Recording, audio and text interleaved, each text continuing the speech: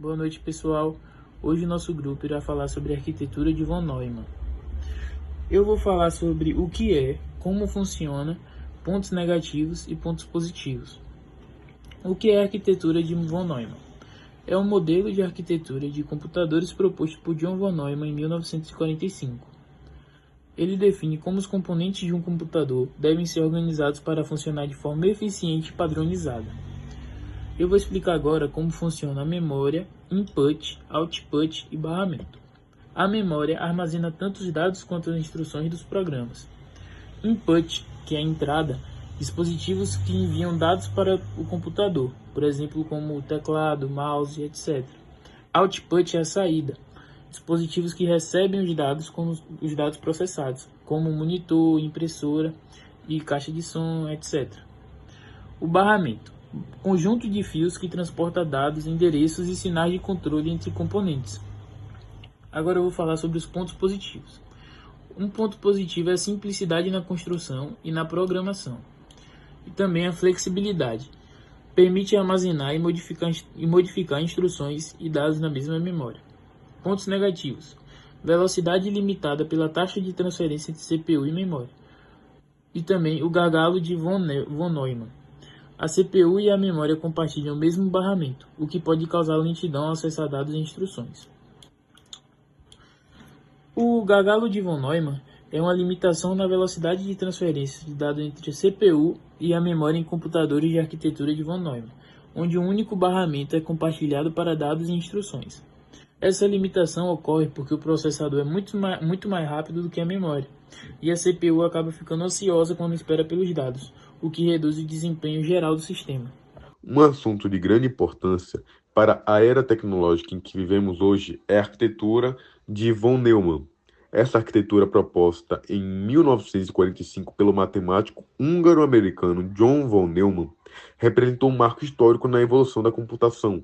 A proposta dele foi extremamente inovadora para a época e trouxe um modelo lógico e funcional para o funcionamento dos computadores, algo que até então era limitado e bem mais complicado. Antes dessa proposta, os computadores funcionavam de forma muito diferente do que conhecemos hoje. Os programas não eram armazenados na memória como fazemos atualmente, eles precisavam ser literalmente montados no hardware, de forma fixa, o que tornava todo o processo trabalhoso, rígido, pouco flexível. Sempre que se queria mudar o comportamento da máquina, era necessário reconfigurar fisicamente os circuitos. Isso exigia tempo, mão de obra especializada e, claro, restringia bastante o uso dessas máquinas. O grande pensamento de von Neumann foi justamente unificar a memória, ou seja, permitir que dados e instruções pudessem ser armazenados juntos no mesmo espaço de memória.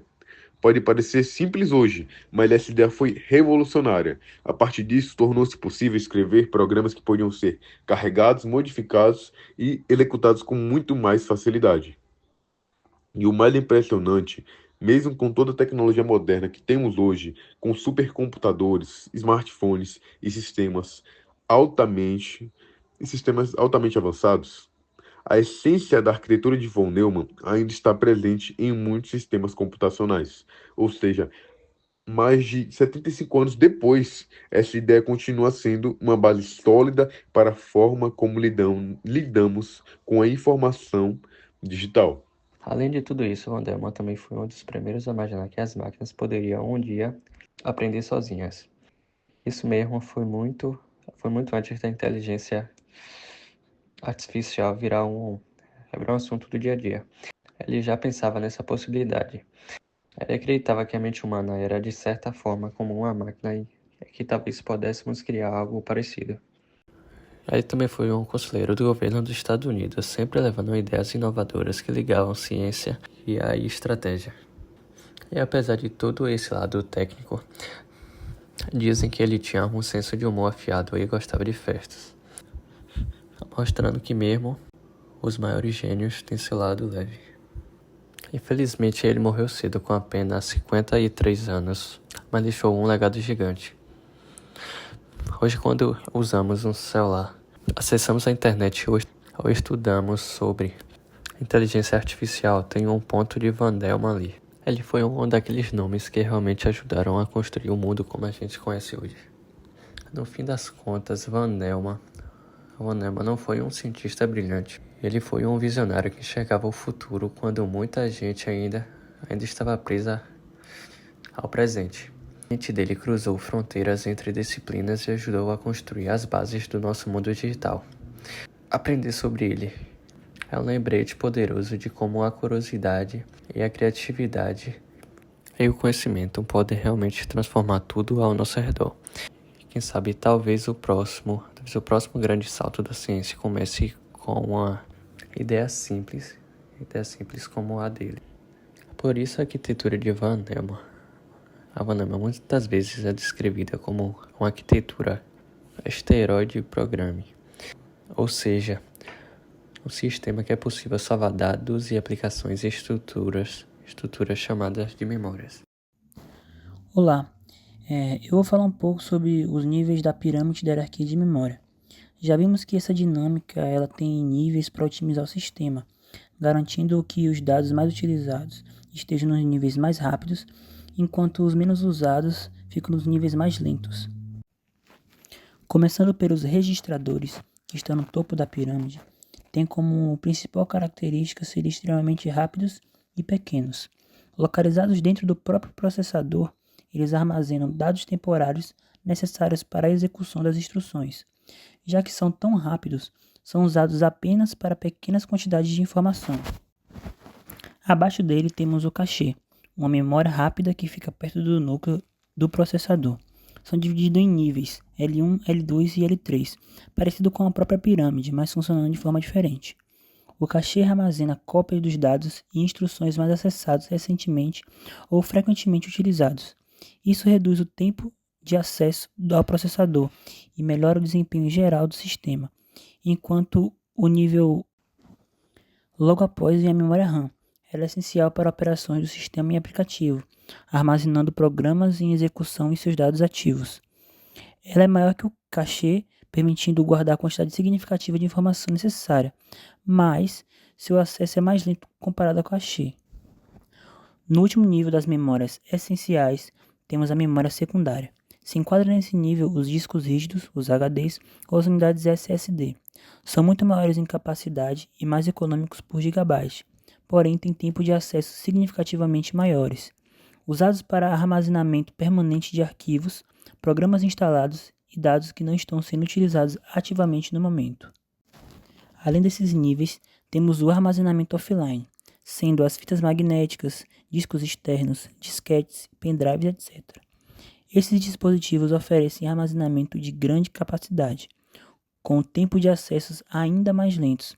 São utilizados principalmente para backups, arquivamento de dados, históricos ou transferências de grandes volumes de informação, podendo ser comparados de forma lógica com os funcionários terceirizados, já que não fazem parte exatamente do sistema. Agora eu vou falar um pouco sobre a hierarquia de memória e por que ela é fundamental para o desempenho de nossos computadores. A ideia principal é simples. Nem toda memória é igual, então organizamos os dispositivos de armazenamento em níveis, dos mais rápidos e caros até os mais lentos e acessíveis. No topo dessa pirâmide estão os registores e a caixa, que funcionam como gavetas super rápidas, mas cabem pouquíssimos dados. Logo abaixo vem a memória RAM, que a gente usa para manter programas e dados em uso imediato. Ela é rápida bastante para não travar a execução, mas ela já tem um espaço maior. E por fim ficam o HD e o SSD, que são enormes em capacidades, como tem alguns HD chegando até ter 2 teras de capacidade de armazenamento, mas eles são bem lentos quando o processador precisa buscá-los, diferentes da memória RAM e as outras um pouco mais acima.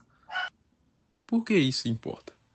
Bom, se o processador fosse depender só de um HD, tudo ficaria muito lento. Então o sistema busca automaticamente nos níveis mais rápidos sempre que pode, e só recorre aos mais lentos quando precisa de mais espaço.